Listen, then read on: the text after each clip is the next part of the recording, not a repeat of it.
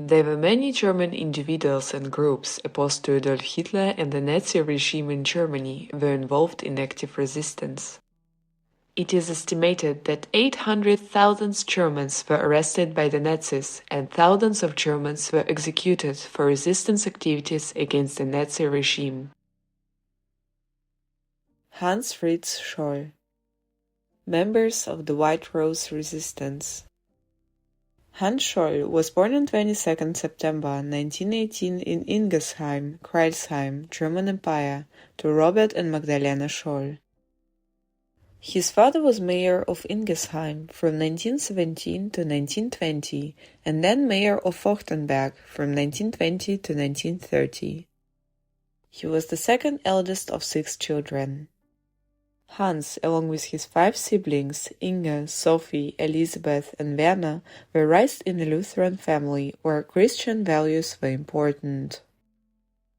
In 1932, the family moved to the city of Ulm. Although his father was against the Nazi regime, Hans and Werner joined the Hitler Youth, and Inge, Sophie, and Elisabeth became members of the German League of Girls in 1933. Hans joined the Hitler Youth when he was 14 and soon became a squad leader. Hans underwent a remarkable change, disappointed by the reality of living in Nazi Germany. With increasingly restricted freedom, one could no longer read what one wanted to or sing certain songs. Then came the racial law. Jewish classmates had to leave school.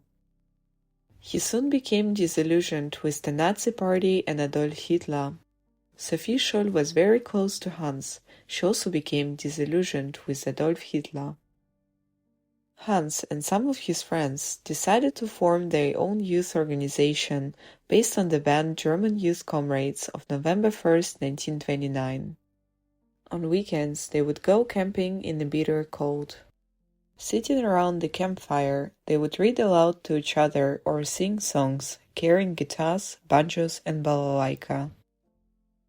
In 1937, Hans was arrested, continuing band youth movement activities, and also charged for homosexual behavior, which he confessed to having, had 2 separate sexual relationships, one with Rolf Futterknecht and one with Ernest Reden.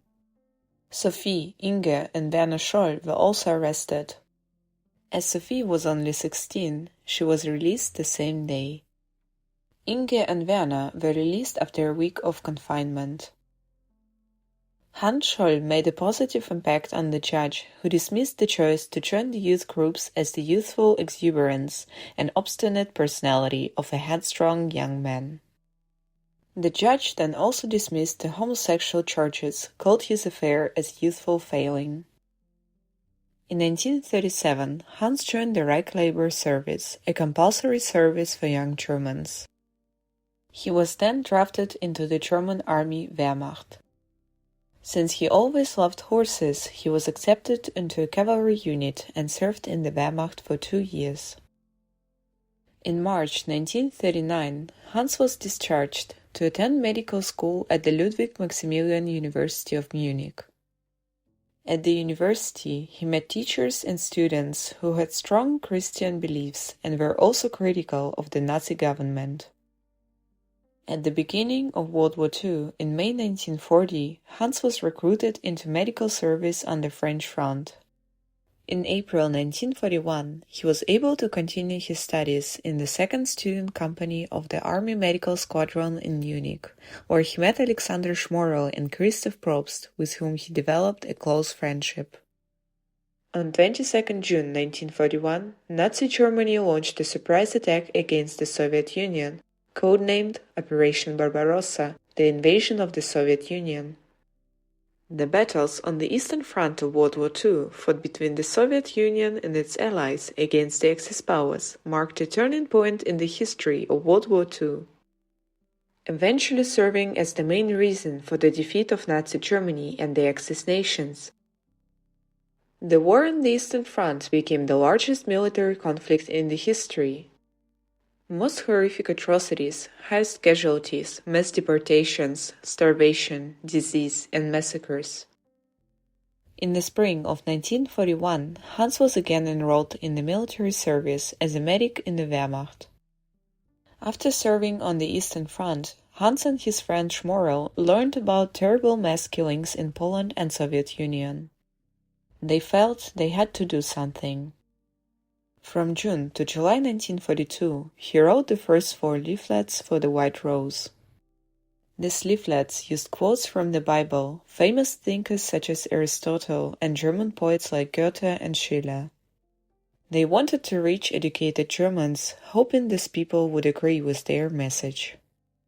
These leaflets were placed in telephone books in public phone booths, posted to professors and students, and taken by courier to other universities for distribution.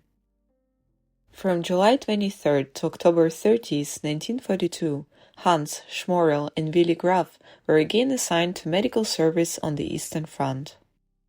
When they returned, Willy Graf became one of the core members of the White Rose.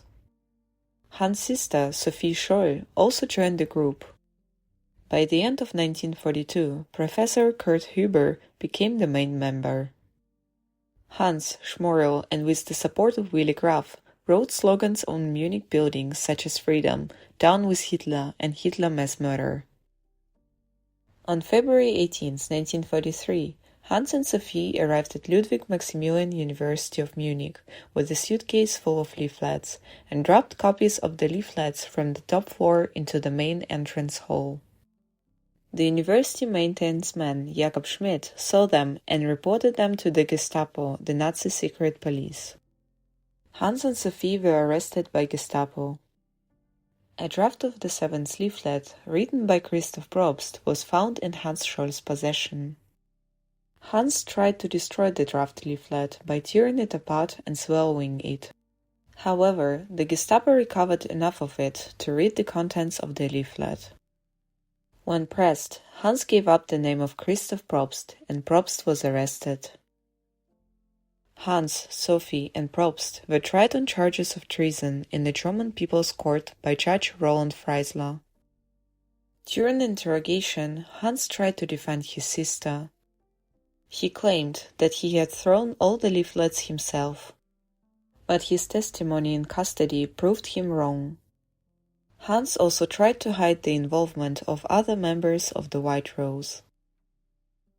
The judge, Roland Freisler, found them guilty and they were sentenced to death on February 22, 1943. After the trial, Hans, Sophie, and Christoph were taken to Stadelheim prison. They were told they would be executed that same day. Hans and Sophie were allowed to meet their parents. Their father said, "I'm proud of you both. You will go down in history." Prison officials were impressed by the condemned prison's bravery and let them smoke cigarettes together before they were executed. Hans and Sophie Scholl and Christoph Probst were beheaded by guillotine in Munich Stadelheim prison. Hans shouted the last word, "Long live freedom!" He was only 24 years old.